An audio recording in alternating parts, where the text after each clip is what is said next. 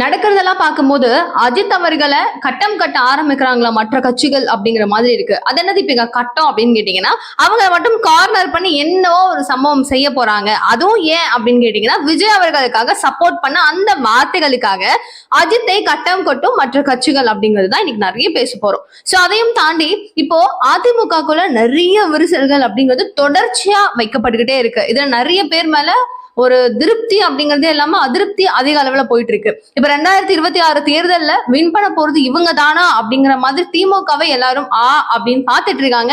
முழுக்க முழுக்க என்ன நடந்திருக்கு அப்படிங்கிற ஒரு டீடைல்டான விஷயங்களா பார்ப்போம், பேசுவோம். அனைவருக்கும் வணக்கம். நீங்க பாத்துட்டு இருக்கிறது கல்கரி நியூஸ் அண்ட் நான் தீபிகா. இதற்கான பிரச்சனை அப்படின்னு எடுத்துக்கிட்டோம்னா அஜித் அவர்களுடைய பிரச்சனை.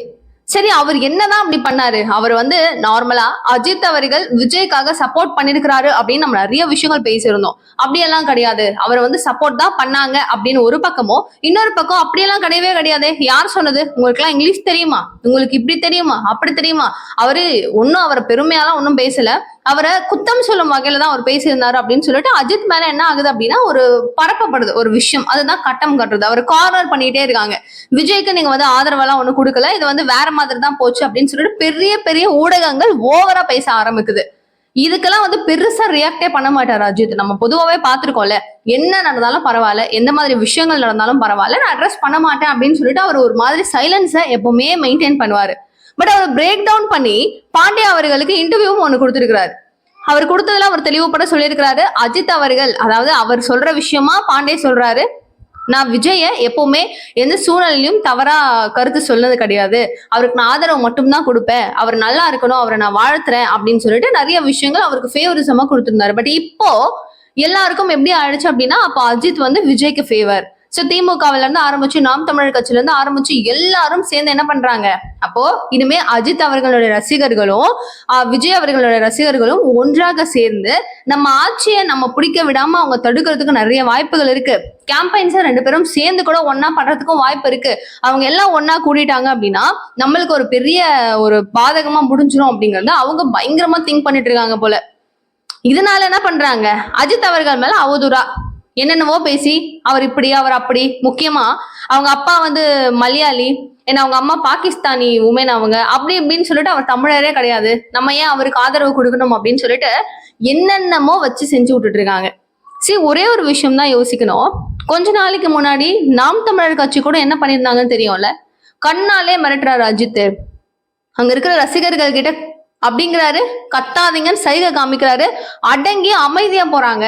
அந்த ஒரு தலைமை பாண்பு விஜய் கிட்ட கிடையாது. ரெண்டு பேரும் ஃப்ரெண்ட்ஸ் அப்படிங்கிறாங்க, ரெண்டு பேரும் க்ளோஸ்ங்கிறாங்க. இவங்க என்ன பண்ணியிருந்திருக்கணும், அழகா போயிட்டு சூப்பரா ரெண்டு பேரும் சேர்ந்து ஒன்னா இருக்கிற மாதிரி இருந்தா அவருடைய தலைமை பாங்கு விஜய்க்கும் வந்திருக்கணும்ல அப்படிங்கிற மாதிரி எல்லாம் பேசினாங்க. அப்போ அந்த சினாரியோல அஜித் சிறப்பு. அப்போ என்ன, விஜய் கூட கம்பேரிட்டிவ்லி திட்டி விஜய் கீழே மட்டம் தட்ட முடியும். ஆனா இந்த சூழ்நிலையில நான் அவருக்கு தான் சப்போர்ட் பண்றேன் அப்படின்னு சொல்லி நின்னாருல அஜித், அந்த வார்த்தை அங்க என்ன ஆகுது அப்படின்னா அஜித்க்கு ஃபேவரிசம் காமிக்க முடியல, ஏன்னா விஜய்க்கு சப்போர்ட் பண்ணிட்டாருல. சோ இந்த மாதிரி நடக்கிற விஷயங்கள் இப்ப என்ன ஆகுது அப்படின்னா ஒரு மாதிரி ஒரு சூழ்ச்சி வலையில போயிட்டு இருக்க மாதிரி இருக்கு. பட் இது எதுவுமே பெரிய அளவுல எடுத்துக்காம, உங்களுக்கு ஒரு ரசிகரா ஒரு தொண்டனா விஜய் அப்படி பிடிக்கும், அஜித் இப்படி ரசிகனா பிடிக்கும் அப்படின்னா அதை நீங்க மெயின்டைன் பண்ணிக்கோங்க.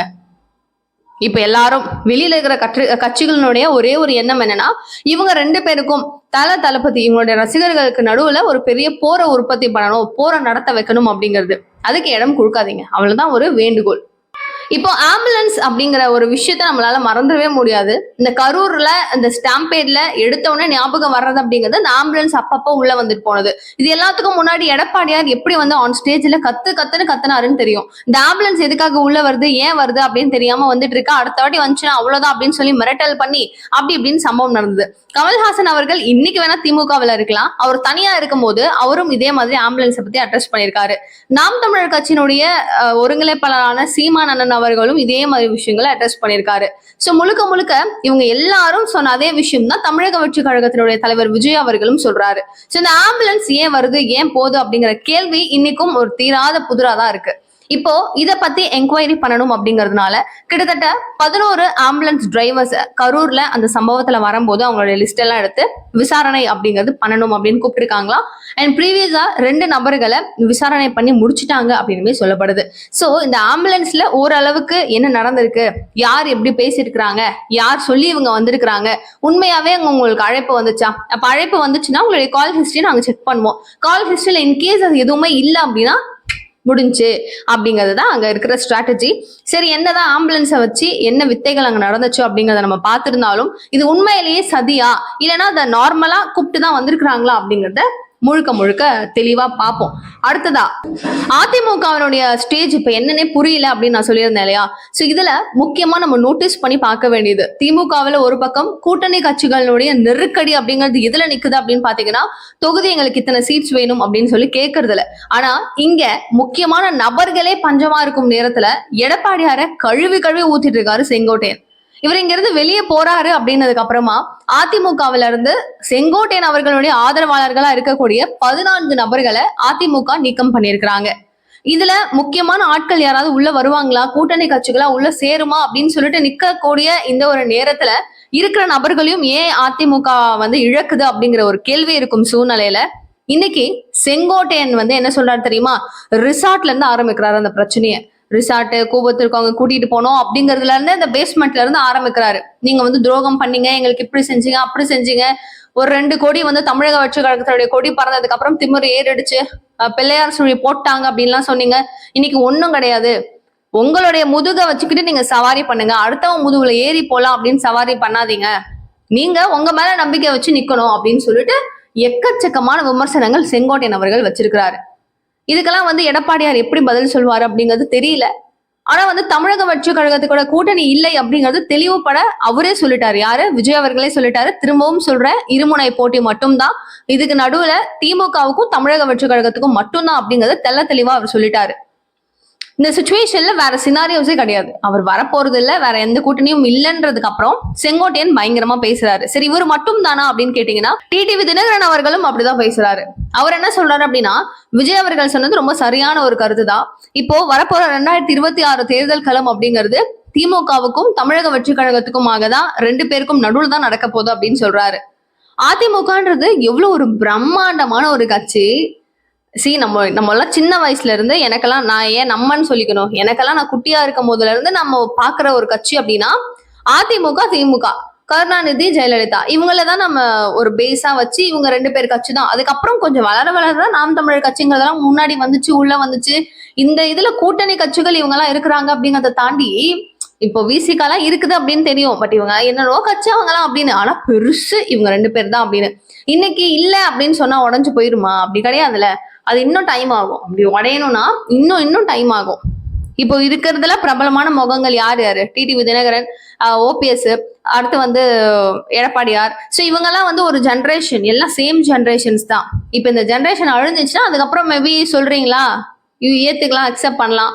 அதுக்குள்ள பிஜேபி அவங்களுடைய ஆட்டத்தை ஆரம்பிச்சிருவாங்கலாம் சொல்லப்படுது. அதெல்லாம் அடுத்த சினாரியோ. பட் இன்னைக்கு சுச்சுவேஷன்ல அது ஒரு பெரிய கட்சி இல்ல, அது அந்த கட்சியே கிடையாது, அடையாளமே அதுக்கு கிடையாதுன்னு சொல்லிட்டு டிடிவி அவர்கள் சொல்ற இந்த விஷயம் ஏற்றுக்க மறுக்கணும். எல்லாரும் அக்செப்டபிளே கிடையாது இது அப்படின்னு சொல்லிட்டு எல்லாரும் குற்றம் சாட்டுறாங்க. நான் ஆல்ரெடி சொல்லியிருந்தேன், விசிகா போன எலெக்ஷன்ல 6 தொகுதி எங்களுக்கு போதும் அப்படின்னு சொல்லி வாங்கிட்டாங்க. போதுமான இல்ல, உனக்கு போதும் அப்படின்னு கொடுத்துட்டாங்க, வாங்கிட்டாங்க. இன்னைக்கு நாங்க இவங்களை காங்கிரஸை விட நாங்க பெரிய கட்சி, எங்களுக்கு நாங்க அவங்கள விட நிறைய வாக்கு சதவீதம் அப்படிங்கறது வச்சிருக்கோம், வாக்கு வங்கி எங்க கிட்ட இருக்கு. திமுகக்கு 4 ஓட்டு விழுதுன்னா 1 ஓட்டு விசிகா விழுதுதான் அப்படின்னு சொல்லிட்டு கெத்தா பேசிட்டு இருக்க திருமாவர்கள் சொல்றாரு. 12 தொகுதிகள் அப்படிங்கிறதுக்கு குறைவா நாங்க வாங்கிக்கவே மாட்டோம், 12ல இருந்து 15 சீட் ஷார்ட்டா எங்களுக்கு வேணும் அப்படிங்கிறாங்க. இந்த பக்கம் கம்யூனிஸ்ட் எவ்வளவு கேட்பாங்க, காங்கிரஸ் எவ்வளவு கேட்பாங்க, இருக்கிறதே இவ்வளவு சீட்டு தான். அந்த சீட்டை எல்லாருக்கும் இப்படி இப்படி பிரிச்சு கொடுத்துட்டா அவங்க என்ன பண்ணுவாங்க? கூட்டணிக்கு வாங்க வாங்கன்னு அழைச்சா எல்லாரையும் எப்படி டாக்கல் பண்ணுவார் அப்படிங்கறத பாப்போம் என்ன நடக்கும் அப்படிங்கறத பாப்போம். அடுத்ததா இப்ப விசிகே ஒரு பக்கம் பிரச்சனை, எல்லாருக்கும் ஒரு பக்கம் பிரச்சனை. அடுத்து இந்த இஷ்யூஸ் ரொம்ப அளவுக்கு வெடிக்கும் சூழ்நிலையில 2026 தேர்தல் உண்மையாவே யாருக்காக தான் ஃபேவரிசம் பண்ண போகுது, யாரு தான் ஏன் வரப்போறாங்க அப்படிங்கிற ஒரு ஆர்வமான சூழ்நிலைய எப்படி எல்லாரும் டேக்கிள் பண்ண போறோம்ன்றத பார்க்கலாம். அண்ட் இந்த மாதிரியான ஒரு ஹோப் லைக் டிவிக்கே ஒரு பெரிய ஆளுமை இருக்குமே தவிர தேர்தல் முதல் எலெக்ஷன்லயே அவங்க வெற்றி பெறுவாங்களா அப்படின்னா கொஞ்சம் சந்தேகம் தான். அந்த பிளேஸை பிடிக்க முடியுமா அப்படின்னு கேட்டா, ஏன்னா பெரிய இடம், அது ரொம்ப பெரிய இடம். அதுக்கு வந்து அசால்ட்டான்னு இல்லை, கஷ்டப்படுறாங்க தான். பட் வந்து உட்கார்ந்துட முடியுமா அப்படின்னா சந்தேகம் தான். இதுல திமுகவுக்கு பெரிய ஒரு வெற்றி வாய்ப்பை அதிமுக கிரியேட் பண்ணி கொடுக்குது அப்படிங்கிறதுலயும் மாற்று கருத்துன்றது ஒரு பர்சன் கூட கிடையாது. பிகாஸ் அவங்களுக்குள்ள அவ்வளவு சண்டைகள் இருக்கு. இந்த யதார்த்தமான விஷயங்கள் எல்லாத்தையும் புரிஞ்சுக்கணும். இதன் மூலமா தான் திமுக தான் திரும்பவும் ஆட்சி அமைக்குமா அப்படிங்கிற கேள்விகளோட மக்கள் வாயை பிளந்து கொண்டு இருக்கிறார்கள். என்ன நடக்குது அப்படிங்கிறத பார்ப்போம். நிகழ்கால நிகழ்வுகள் ஒன்னொன்னு உடனுக்குடன் நீங்க தெரிஞ்சுக்க சேனலை சப்ஸ்கிரைப் பண்ணிக்கோங்க. தேங்க்யூ சோ மச் ஃபார் வாட்சிங் திஸ் வீடியோ. பாய்.